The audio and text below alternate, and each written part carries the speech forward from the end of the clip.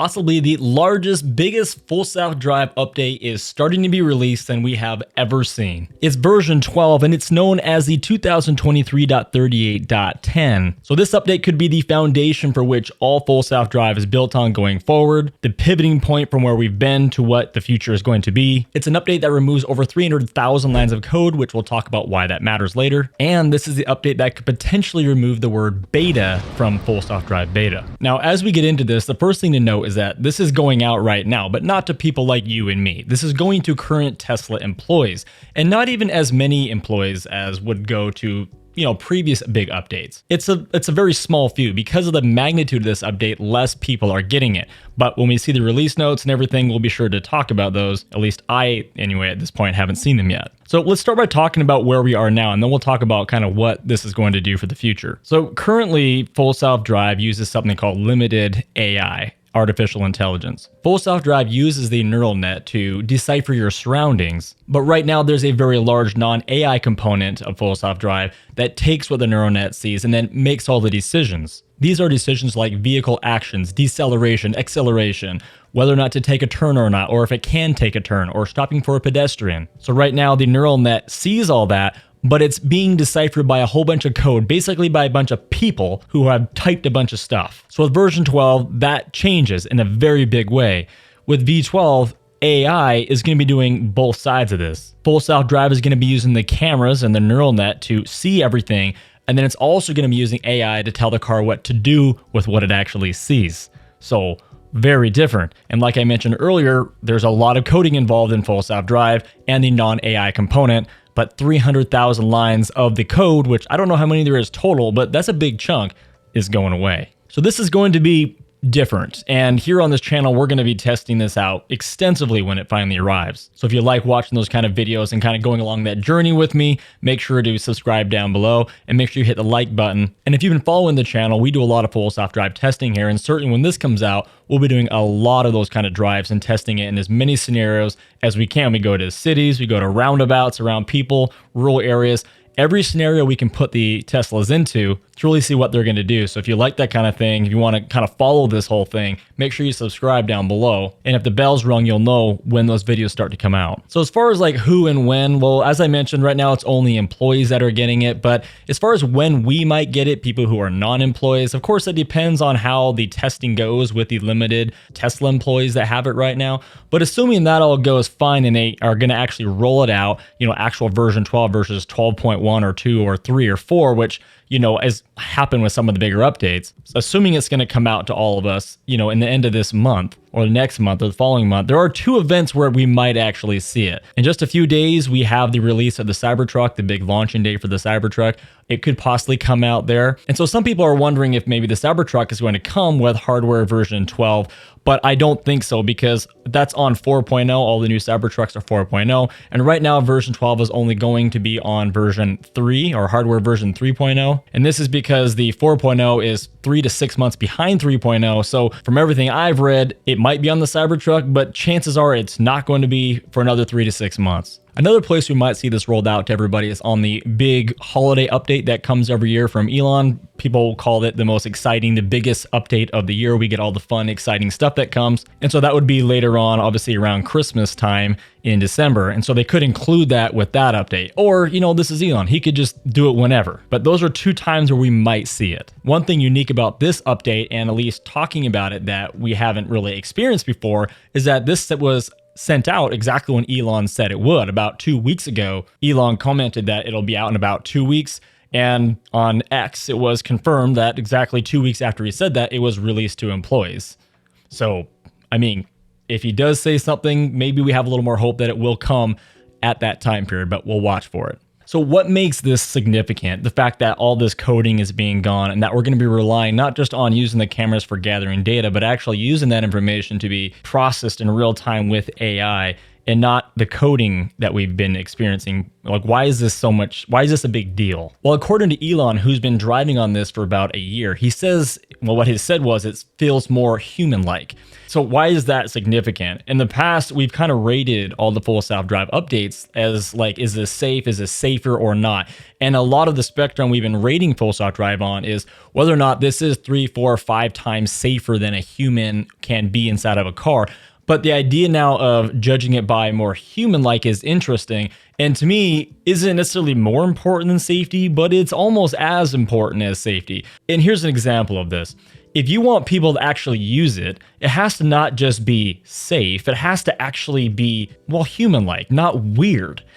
So I don't know, a lot of you guys run on full self-drive and you've taken someone out and maybe let them drive it once. You put it on full self-drive and you've given them the initial instructions, they get in your car, and all of a sudden the car does something strange, even just one thing. For example, you're going up to a stop sign and it stops 10 feet behind the stop sign, then creeps up to the stop sign, and then creeps out into the intersection, looks left and right, being super cautious. Now, all the analytics say they're being extremely safe, and people say, well, you can't knock it, it's being safe.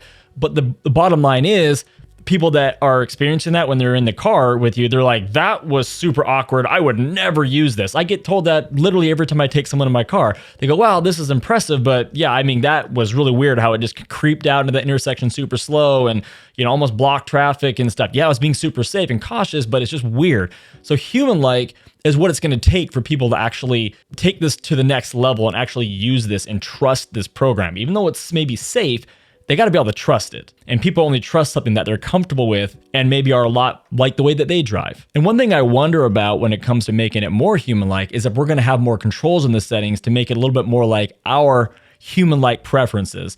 How far it stays between the lines, if it hugs the fog line versus the center divider line, different things like that we've been asking for a long time. I'm wondering if that's going to be part of this. So if you're unfamiliar with what the neural net has been doing over the past 5-6 years, those of us in the beta program, which is pretty much everyone in full self-drive at this point, every time we use it in full self-drive, we acknowledge that the car is going to be gathering images as we're driving around and sending it back to a giant monstrous computer that's processing all those images. And so what it's been doing over all that time is it's been learning everything. You got a van in front of you that has a bike on the back of the van, as an example. Well, in the beginning of all this, it would show 2 different vehicles front and back. It looks like 2 vehicles stacked against each other.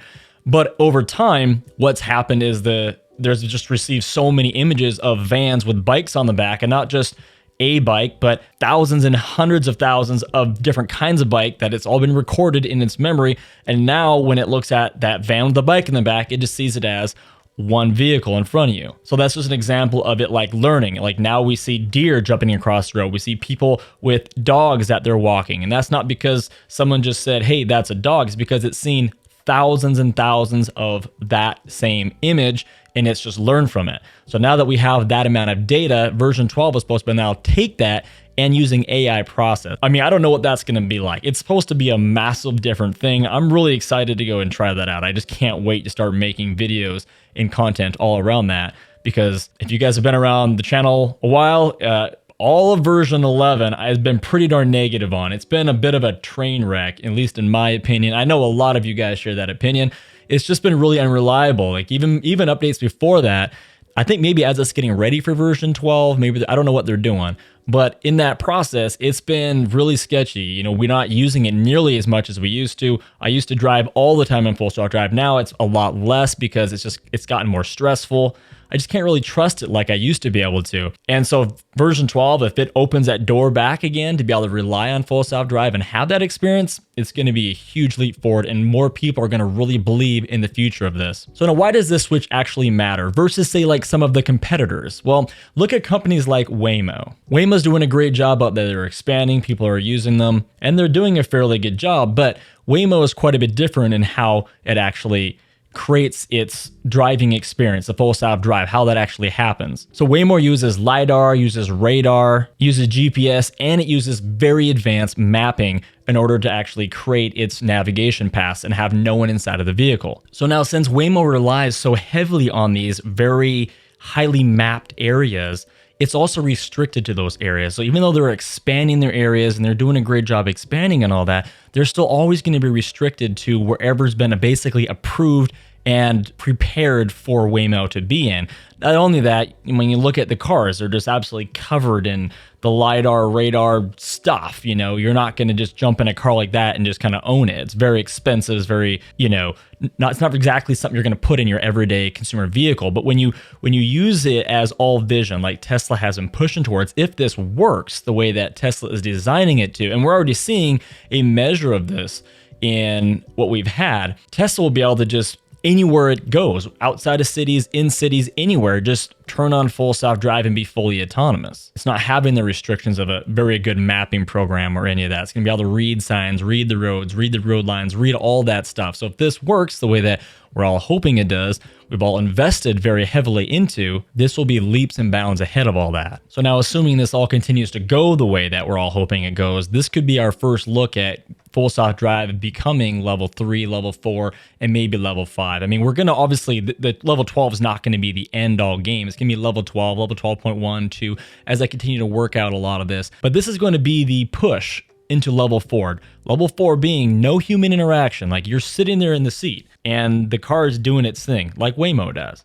You're literally just, you maybe not even in the front seat. This is going to be it. I think version 12 is going to be where we don't have to have the wheel nag, where we're relying on the cameras in the car to make sure maybe you're paying attention. Those will be some of the steps we start seeing happening, which could not happen in previous versions. And I'm very excited for the fact that they're rolling this out to hardware 3.0. And remember, this is all just kind of gathering information from random places. We're going to see a lot of this stuff when it comes down to all of us. But as a hardware 3.0 owner in both of my Teslas, this gives me hope that maybe we could really see some massive growth and that our cars will actually do someday what we all invested and paid for. So I know this is a very controversial topic. A lot of people believe that this is possible, that this isn't possible. Many of you guys have read things and heard things maybe that I haven't. So please help me out. This is an educational channel, as you guys all know. So anything I'm wrong about, which I'm wrong all the time, please correct me down below in the comments. And any new information you have, please let me know down below there as well, so that other people, and if you're new here, make sure you always check the comments, because oftentimes that's where you get the best information. We try to gather it from our resources, and being in the content space of Tesla, we get people send us stuff all the time, but we don't always know 100% where it comes from. So always just read the comments, get everyone's take on it, make your own conclusion, but definitely let me know how you feel about this, because it sparks other conversations for future videos, future content, and I really am grateful for all that. So of course, if you haven't already, please subscribe to the channel, and we'll keep you updated on all these new updates to come. And if you guys haven't already and you'd like to learn more about Teslas and tips and tricks for keeping them up in shape and enjoying your Tesla more, check out this video right here and let me know what you think.